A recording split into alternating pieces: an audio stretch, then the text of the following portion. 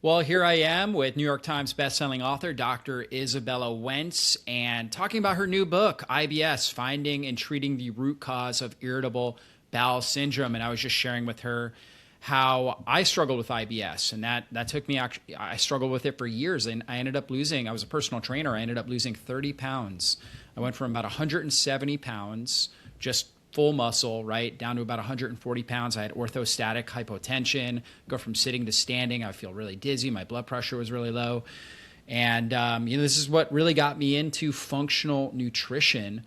I thought I was living a healthier lifestyle than everybody around me. I was a trainer, personal trainer, but I wasn't. And I had to figure out issues that were at the root of this, and get myself better. And I know you have that story as well. You have a similar story, and this is really what got you into IBS because, your brand is built around thyroid, the Thyroid Pharmacist, and your New York Times bestselling books are on thyroid, right? But you pivoted here to IBS, and I would imagine that's because of your own personal story. Yeah, absolutely. So interestingly, we do know that an IBS diagnosis can precede an autoimmune diagnosis by 5, 10, 15 years. And that's exactly what happened to me. So I was diagnosed with Hashimoto's in 2009 after probably a decade of some really strange symptoms where I felt like my body was just falling apart. But 6 years before that, when I was in pharmacy school, I actually got an IBS diagnosis. And at the time, there wasn't really a ton of information out into the world on what could be done to reverse IBS. So I was given medications. I know being a pharmacy student, I was like, let me just go to the pharmacy and take a whole bunch of stuff, live my life around toilets and make sure I'm never too far away from one. And I really wish I had taken that diagnosis and those symptoms seriously because one, I was miserable, just having so much digestive distress for such a long time. But two, it really led to a lot of malabsorption and immune dysregulation that later showed up as the Hashimoto's, the carpal tunnel, the panic attacks, anxiety, hair loss, so on and so forth. And so part of my healing journey was actually healing the IBS and the digestive issues in order to get into remission from Hashimoto's. And I've helped a lot of people do the same thing. And for a while, when I first learned about IBS, I thought everybody had SIBO and that was the cause. But when I started working with clients and just some of my own journey, I was like, no, it's not always SIBO. And the things that are recommended for SIBO don't always work for everybody. And so through the last decade plus, I've been able to recognize a lot of different triggers for IBS. And I really wanted to summarize this in a book. It's only 500 pages long, if that tells you about the different triggers. But yeah, this is what brought me my own personal story, seeing IBS as a big part of the autoimmune process for many of my clients. And then last but not least, right after we had our son, my husband was diagnosed with inflammatory bowel disease, and we were able to get that into remission rather quickly. Thankfully, we had some really good friends in functional medicine that helped us develop a plan for him. And so I wanted to get that plan out into the world as well, because I see so many people with inflammatory bowel disease living, a fraction of the lives that they're meant to live, where you can actually get into remission, a drug-free remission, in a pretty straightforward process, I would say. Yeah, I read about that in the book with your husband. I'm sorry to hear about that, especially with you guys, having two young kids, but I'm glad that you were able to get results there. And so, inflammatory bowel disease, you got Crohn's disease and ulcerative colitis, and they're, autoimmune conditions. Usually they're prescribing steroids or something like that to shut down the immune system. With IBS, it's kind of like a number of different symptoms. It's more of like a broad category diagnosis. What is IBS and how is it diagnosed, and what is the prevalence overall of it? Well, it's very, very common first and foremost. So it accounts for 12% of primary care doctor visits, and anywhere from 25 to 45 million people in the United States might have IBS. It's considered a functional digestive disorder where essentially the function of our digestive tract is impacted but there's not necessarily any structural changes. So you might not be able to visualize like ulcers or bleeding or anything of that nature if you were to do a scope. But the symptoms are going to be abdominal pain, bloating, constipation, diarrhea. Some people may have predominantly diarrhea. Other people might have predominantly constipation. Others might have a mix of the two. And you do have to have the symptoms for a certain amount of time. So it's not like you had this once and then you'll get the diagnosis, but ongoing symptoms. And typically the crazy thing is it's diagnosed by just patient report. So a person will go to their doctor and say, I'm having these symptoms, and that's how they get the label.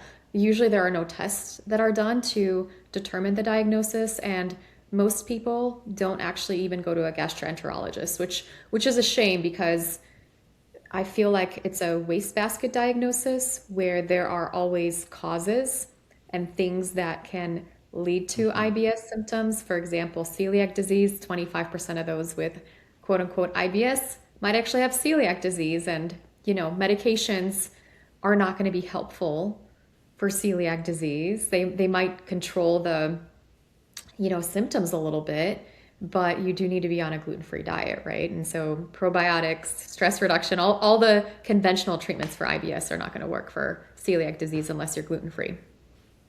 Yeah, it makes a lot of sense. And so that should be one of the key things that you're ruling out, or at least doing an elimination diet and see if you feel better with it. What is the standard treatment typically? Like, what kind of medications are used? How does conventional medicine really treat this? Well, there are some over-the-counter options. So there might be some anti-diarrheal medications that can be used. There might be some laxatives. Miralax is a common one. Oftentimes fiber might be recommended, or just probiotics.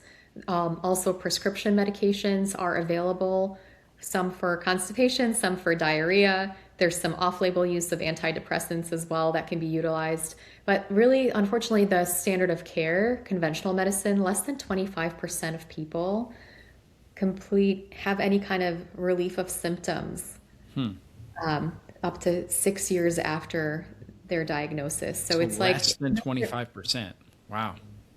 Yeah.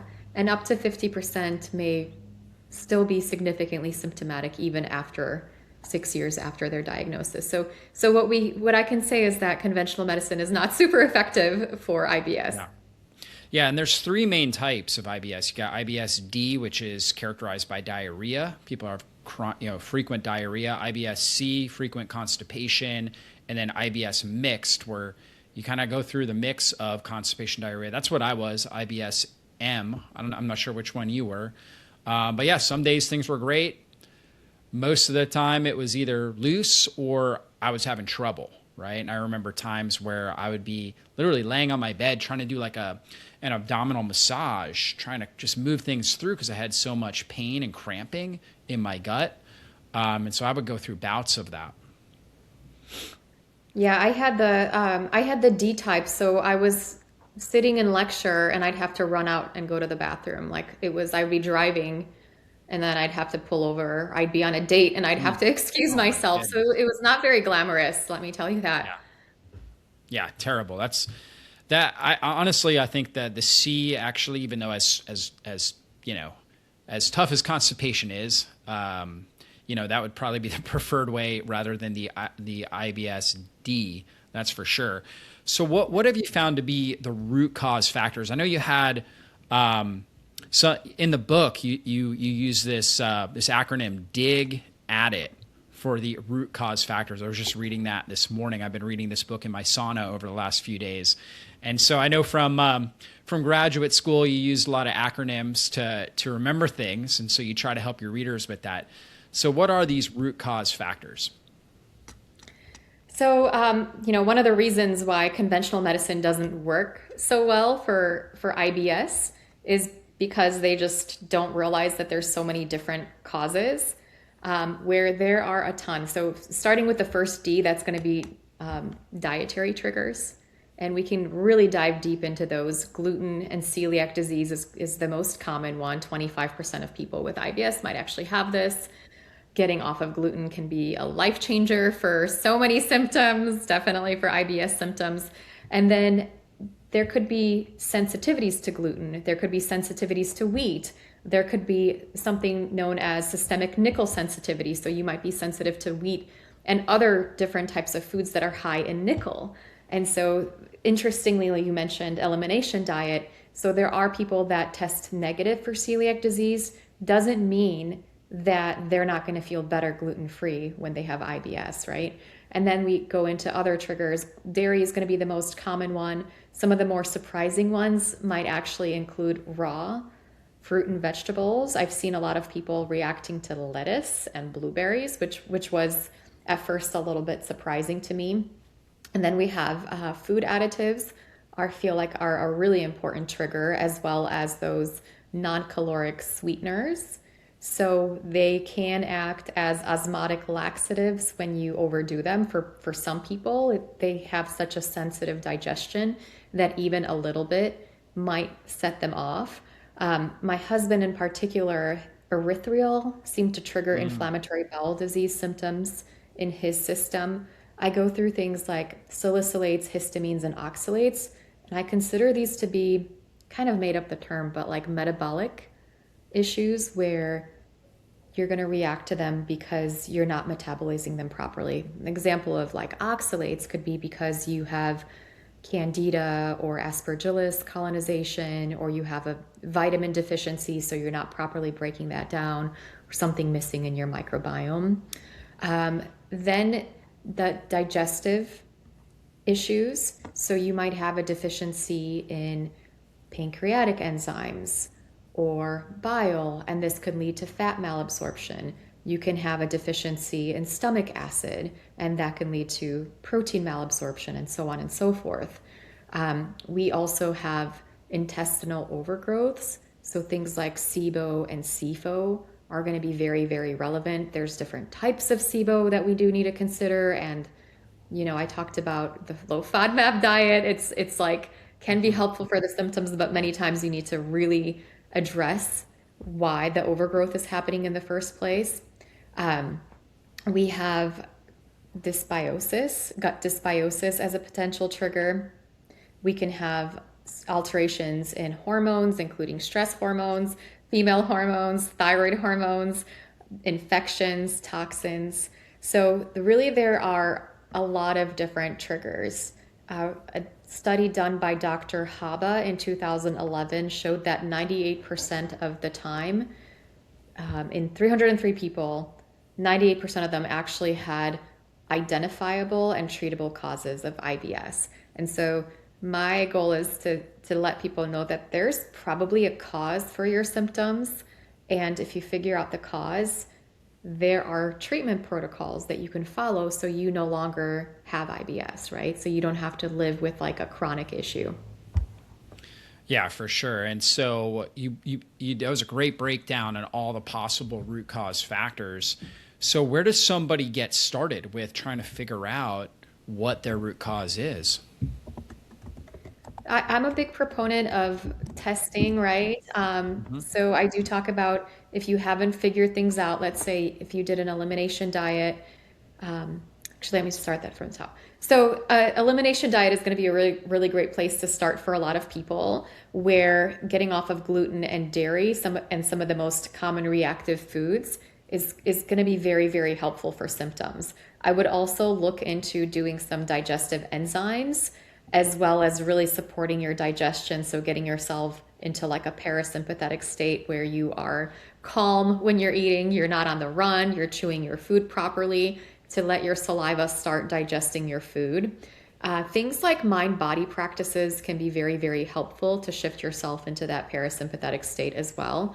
And then potentially looking at nutrient deficiencies. This is oftentimes a really safe place for people to start. So for example, if you have diarrhea, you might benefit from zinc and L-glutamine. If you have constipation, you might find a lot of symptom relief from magnesium. I like the citrate version for constipation, not for diarrhea. That does have a mild bowel movement promoting benefits. Thiamine, carnitine can also be helpful if you struggle with like hypomotility.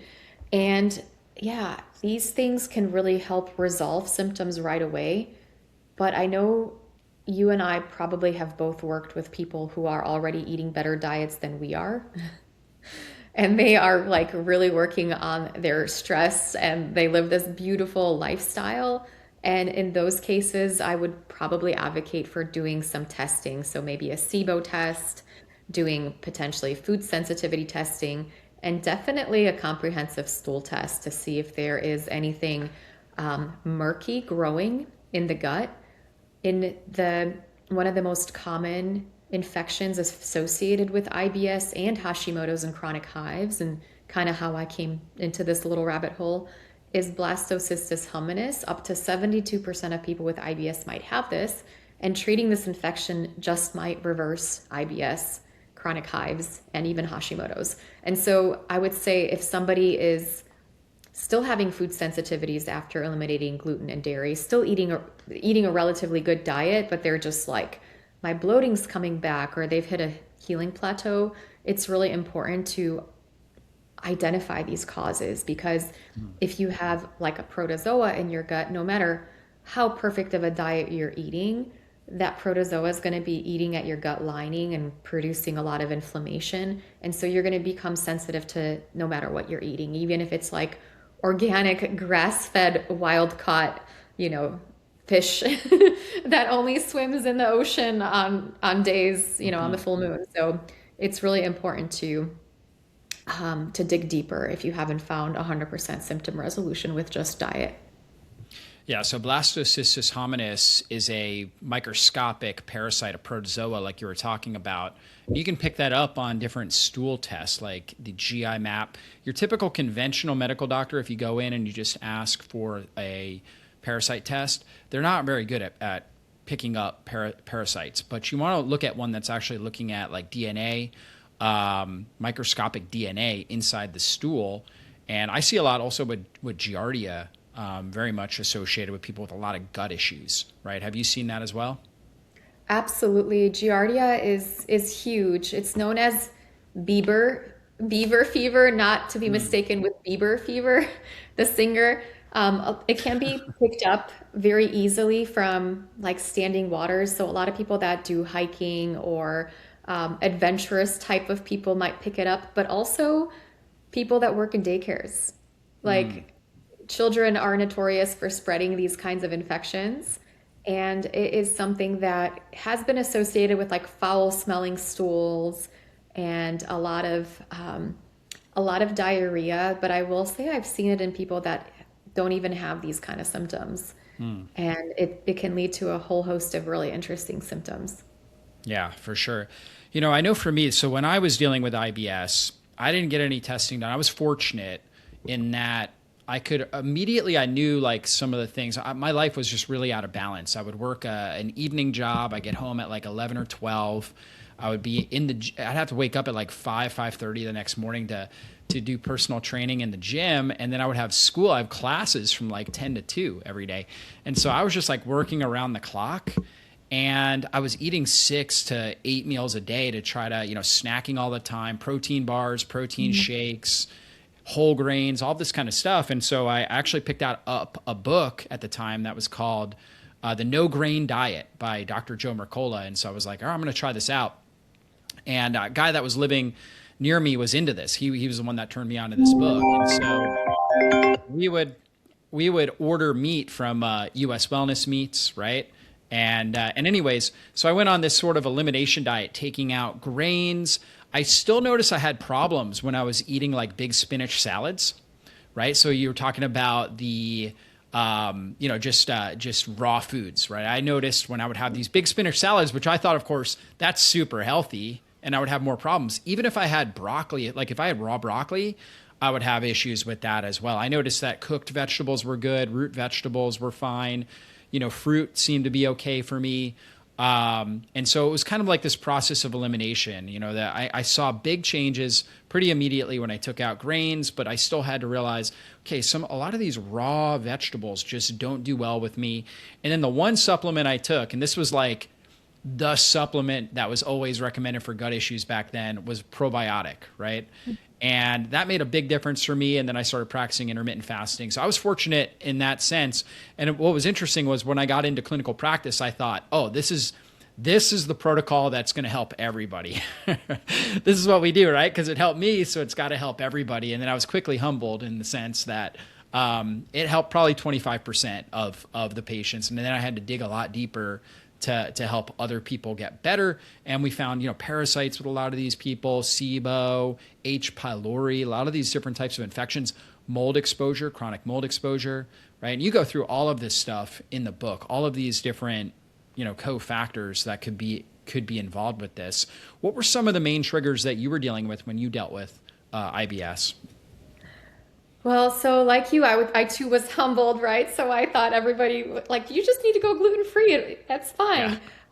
In my journey, so gluten and dairy were the two most reactive foods for me, and getting off of gluten and dairy within 3 days, I was able to get rid of my bloating and acid reflux and IBS symptoms. A few years prior, I found getting off of soy and red meat kind of helped to keep things at bay, but it wasn't like fully, like that helped maybe like 70%.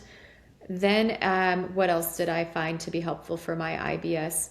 I did take really high dose probiotics. VSL3 is the one that I took, and I know that's been potentially reformulated, and I talk about how people with inflammatory bowel disease might actually feel worse after that. But those really high dose probiotics really, really helped me. They were clinically studied for IBS at the time. Let's see, betaine with pepsin. So I used to have really low stomach acid. I didn't know that I had low stomach acid. I thought I had acid reflux, but taking digestive enzymes made a huge, huge difference for me. I would eat a steak and I just wouldn't be able to keep anything down, or red meat. And when I started using that betaine with pepsin, all of a sudden I could tolerate red meat again. Let's see. And then it was good at first. I was like, okay, I'm feeling better. Things are going away. But then slowly the bloating kind of kept creeping back up. And so I was like, okay, let me try the paleo and the grain-free diet. And then I felt better off of that for a while, but then the bloating kept coming back. And then I'm like, well, let me try the specific carbohydrate diet.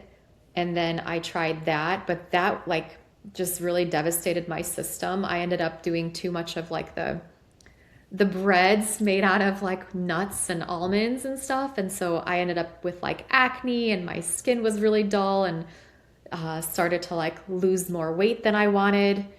And at that point, I had done dozens of stool tests at that point, but at a certain point, I did another stool test. Not all of them are created equally.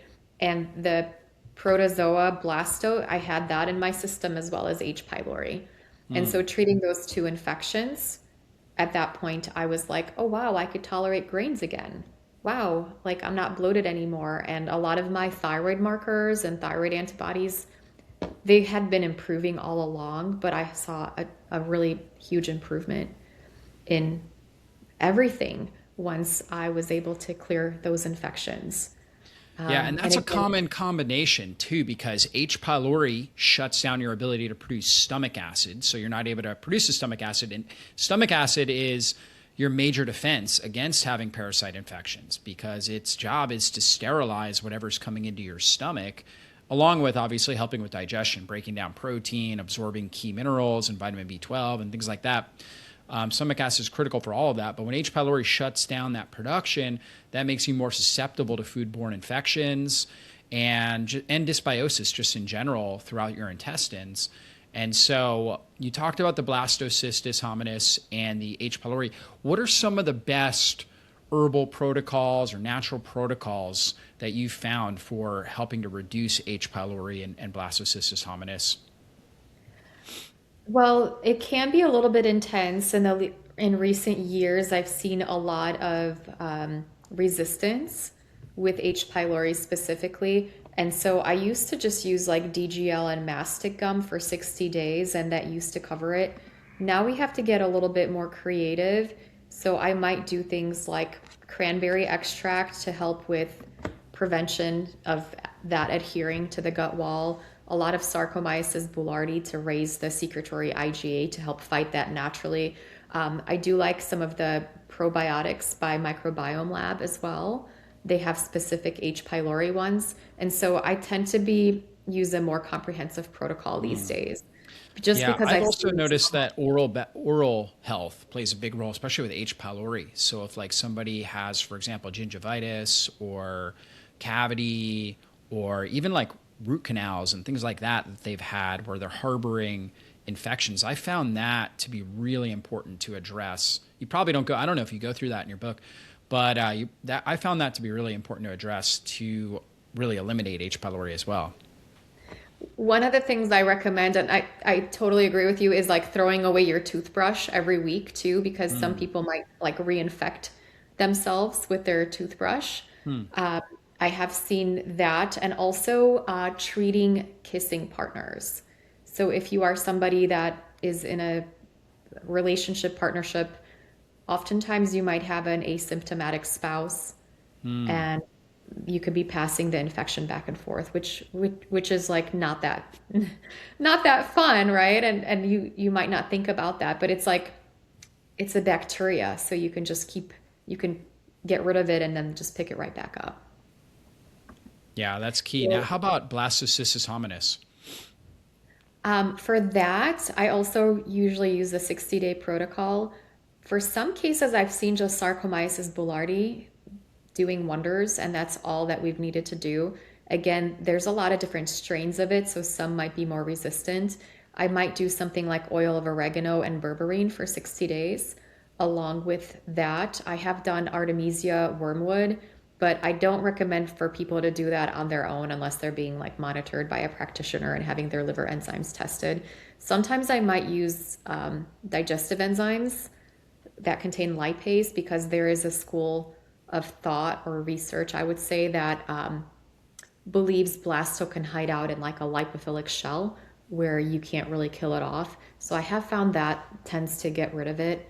And sometimes I've recommended the medication Alinea for resistant cases. Hmm. Yeah, so good, real good information there. And you go through that in the book as well? I do. I try to have a lot of protocols in the book so that for every cause you have some tried and tested protocols. Like to your point with H. pylori, that can also lead to SIBO, right? And Hmm. so sometimes people might treat SIBO over and over again, but if they don't treat the H. pylori, they're going to keep getting that, right? Yeah, super important. Now, what are some quick fixes, let's say, for somebody maybe dealing with constipation? The first thing that I love recommending is magnesium citrate for a lot of people. We all tend to be magnesium deficient unless we're supplementing, or I love to do like 3 hour Epsom salt baths. And then my husband's like, get out, need your help with the kids. um, so I don't get to do those as often anymore. But magnesium citrate can help with moving the bowels. I also like thiamine and carnitine and choline. These can be very helpful, especially when people have issues with motility for constipation. Always, looking at your diet. So are you hydrating enough? Are you getting enough good fats? Because they can help to essentially give you a little bit more lubrication with your bowel movements. Are you utilizing digestive enzymes? Are you properly chewing your food? Are you getting enough exercise and movement? Because sometimes just having a sedentary lifestyle can lead Hmm. you to have constipation. So these would be probably the places I would start. And I would say like 25 to 50% of people with magnesium citrate, we do see a really good response just with that intervention. Yeah, that's good. And magnesium is one of the keys. Now, I don't know if in the book, if you go through like ileocecal valve massage, I found that to be really helpful for me as I was going through this issue. And I've helped other people. I have a popular video on YouTube on the ileocecal valve massage. Have you had any experience with that? Let's see. I think we do talk about massage, um, but not ileocecal valve massage. Can you tell us more about that? Yeah, it's just, you have your ileocecal valve, which is like right around where your appendix is. And so it's where your small intestine meets your large intestine. There's a little muscle in there. And, a lot of these people with IBS or IBD, they will have damage to the nerves.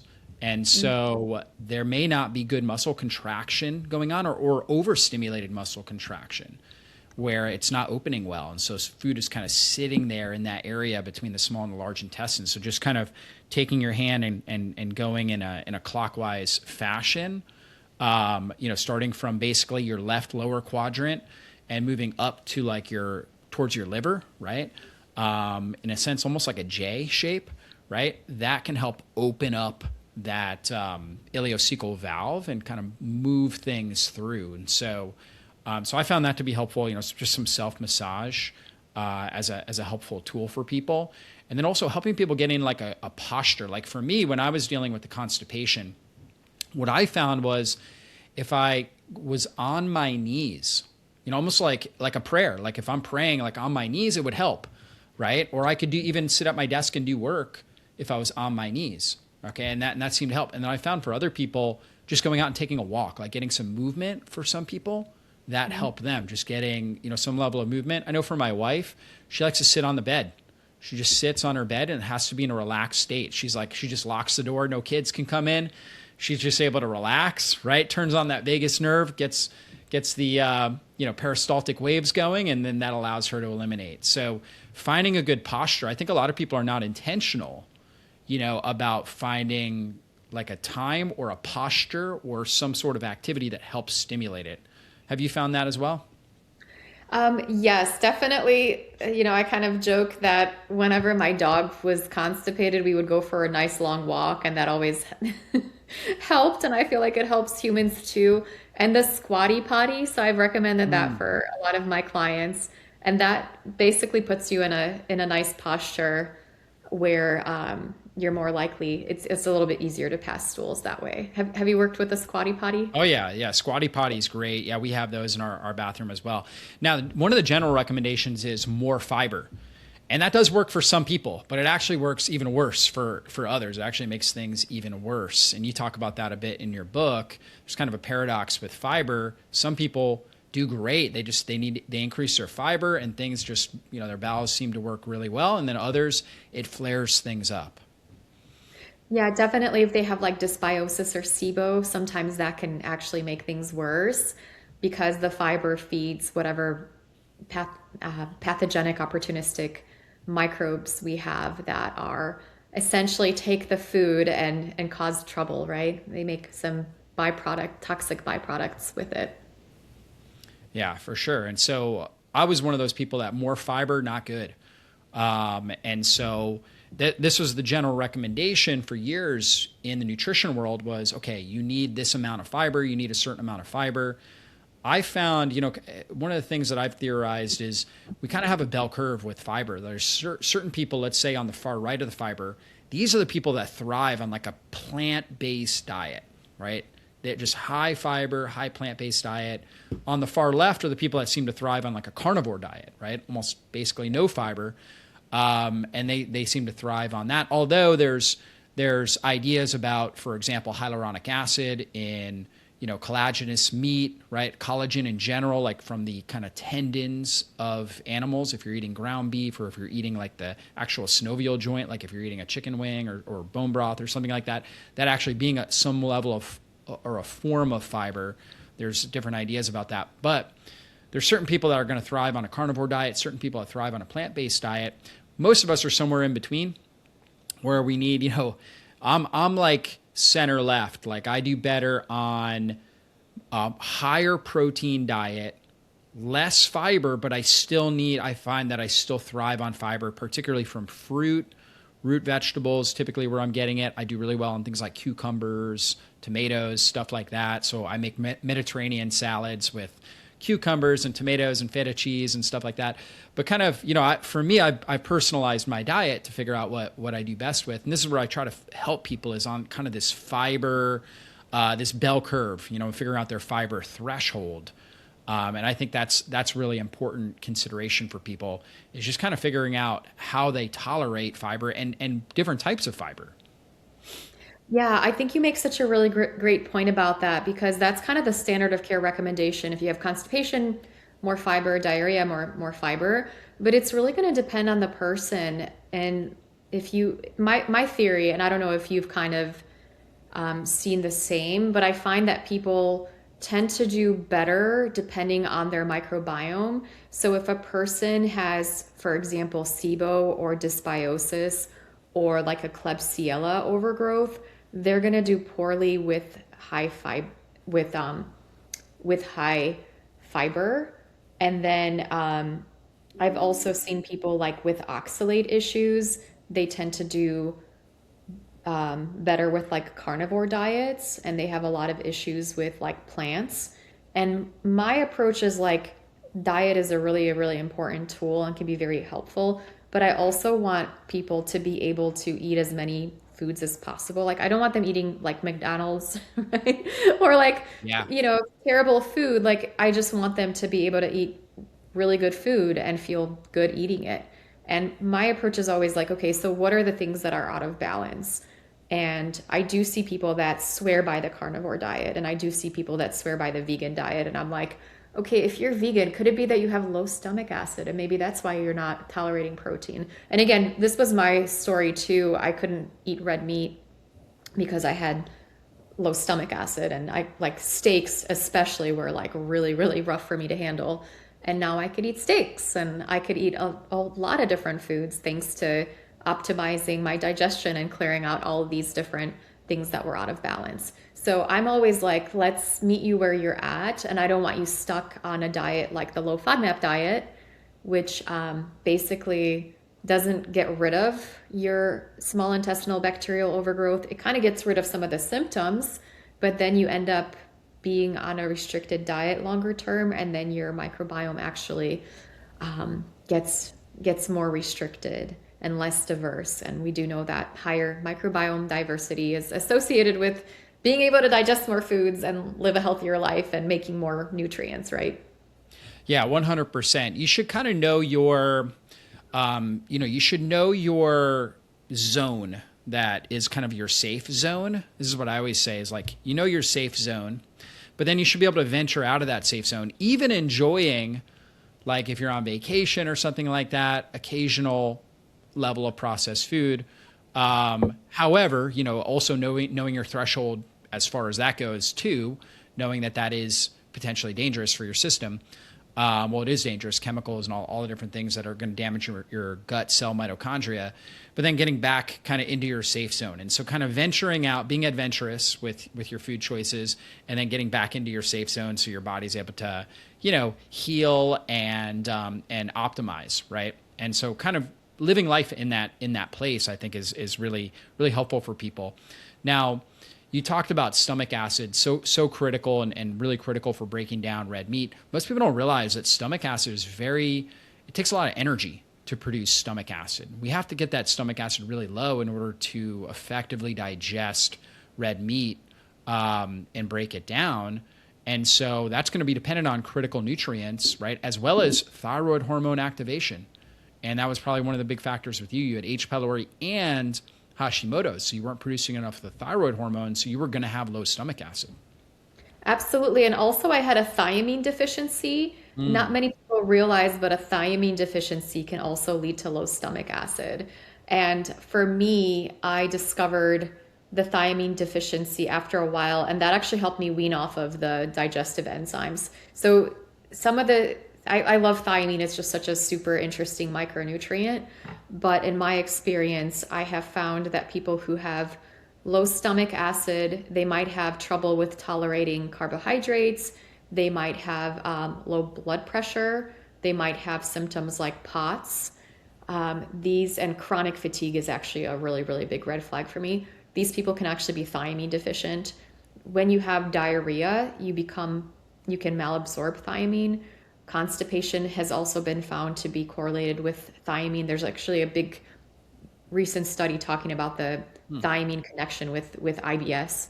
And in my experience, replenishing thiamine, generally you need like a mega dose. 600 milligrams of benfotiamine is what I've used in people, and myself. That can actually restore your peristalsis, that can really restore your digestive tract, restore your stomach acid, restore your energy levels, normalize blood pressure. It's just really, nutrition's such a fascinating field.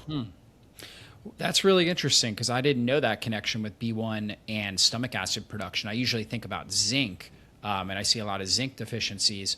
Now, B1, what's the best way to test? How did you test for thiamine levels? Well, I would say SpectraCell is where I've seen it depleted on that particular test. Sometimes on an Intracellular organic, micronutrient test on the SpectraCell, yeah. sometimes I'll see it in an organic acid, but honestly, when I see people with that symptom cluster, that's when I start thinking about just trialing it. And in my experience, in people with like really severe fatigue, about 3 to 5 days is what it takes to see a big difference where their Yeah. symptoms just shift. Elliot Overton is a brilliant nutritionist that is like the thiamine guru of our modern day. And so he talks about there's different versions of thiamine, different molecules, and they're all helpful for different conditions. So really, really fascinating. I would recommend him for your podcast at some point if you haven't had him on already. Yeah, I'll have to check that out. I'll need to do a little bit more research on vitamin B1 thiamine. I just think about it as, hey, take a good high quality multivitamin. You're going to get enough B1, eat a real food diet. So I never really consider a B1 deficiency very often. I've seen it on occasion, but certainly not commonly like you were talking about seeing. So yeah. I've just seen incredible results. I've had people coming up to me at conferences and giving me hugs for writing an article on thiamine because it's changed their lives. People who were, like on disability going back to work. Like it's just been one of those really simple things, generally well tolerated, that can turn a person's health around really quickly. And it's supports the Yeah. mitochondria as well. So Definitely, yep. What are some of the other key nutrients that people need to look at that are dealing with IBS? I know in the book you talk about, obviously anemia, potential anemias, right? People that are dealing with IBS are going to have a level of malabsorption. So iron, vitamin B12. Can you talk about those and any other big ones that you see? So I definitely would do a test for ferritin as well as B12 test because these can be very, very low and lead to a lot of symptoms. If you have H. pylori, if you have SIBO, there's a good chance you're going to be low in those. And iron and ferritin deficiency, B12 deficiency, both can be related, like they can both cause serious symptoms. I know for a lot of thyroid ladies, they're not going to be able to activate their thyroid hormone properly. They're going to have hair loss and fatigue and ongoing thyroid symptoms. Also, like symptoms like depression and anxiety can also be correlated with low ferritin stores. For B12, a lot of neurological symptoms. So this is something that I'm a big proponent of. Whatever, like if you're somebody that's coming to talk to me about your health, you're going to get those two tests and as well as a vitamin D test, just because these three are notoriously depleted and very commonly depleted in people with digestive issues. Zinc and L-glutamine have been associated with IBS. They can be very helpful for diarrhea. So these are oftentimes going to be on my radar as well. For carnitine, choline, and thiamine are going to be helpful in my experience for constipation too. And did I miss anything? Yeah, definitely making sure that you test, don't guess for ferritin and B12 because we can really get ourselves into trouble if we don't have enough of those on board. Yeah, super critical. Now, what are your quick fixes for diarrhea? For diarrhea, one of the things that can be very helpful is Saccharomyces boulardii. So it's a beneficial yeast that raises our secretory IgA in the gut, which is our first line of defense. And so essentially it's going to make you less sensitive to different foods. It's going to help you overcome various infections naturally. It's going to help with healing the gut somewhat more naturally. And it's been clinically shown to be helpful with all kinds of diarrhea. It is something that I use in higher doses than the packages might state. So a package might say 1 capsule per day, right? And I have dosed it up to people, like sometimes like up to 8 capsules a day, depending on, the brand or manufacturer. So if the recommended daily dose is like 1, I might increase that, not right away, but with time. So I might increase by 1 capsule every 3 to 7 days to get to like a really high dose, and that can really support the gut.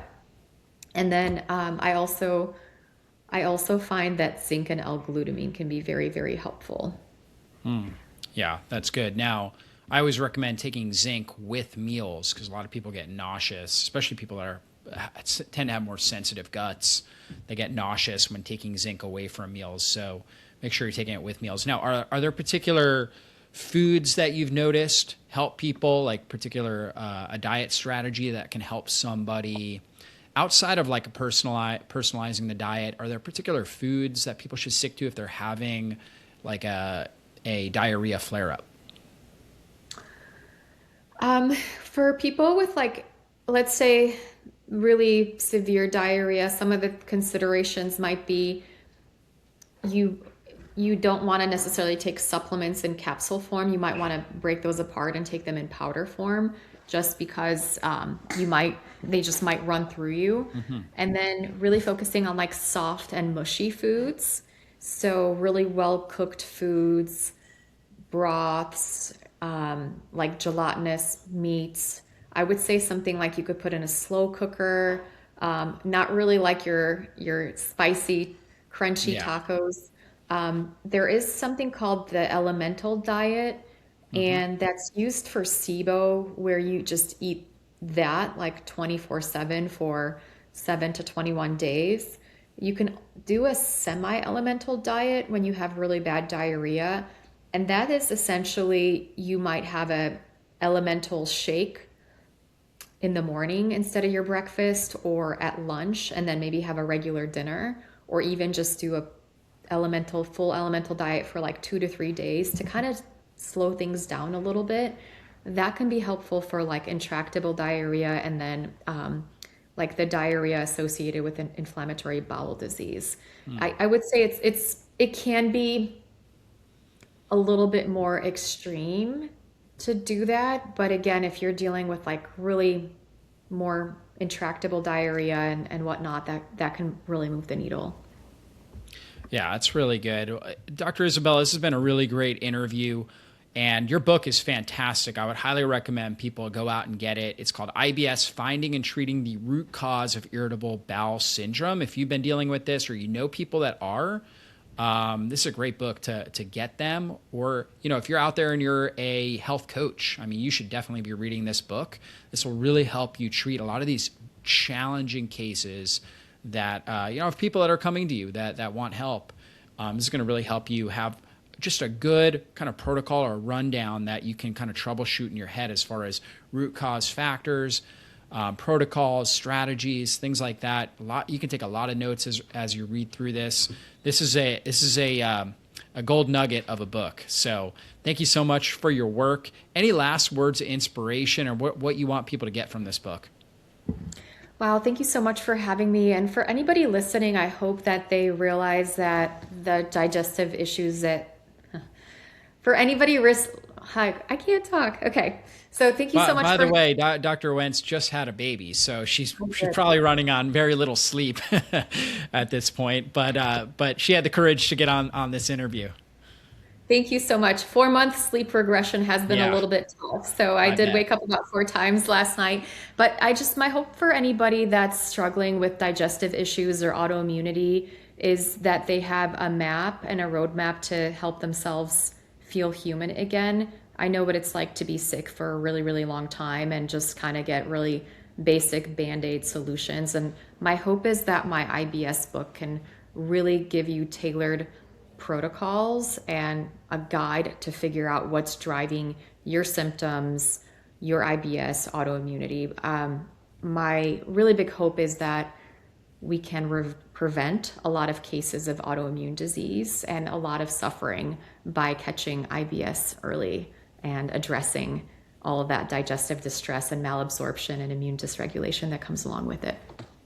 Absolutely. Well, great work on this book. Really want to acknowledge that. You've done just a fantastic work here. Guys, go out and get it. IBS, Finding and Treating the Root Cause of Irritable Bowel Syndrome. And check out Dr. Isabella Wentz's website, thyroidpharmacist.com. Be blessed, everybody. We'll see you on one of these future videos.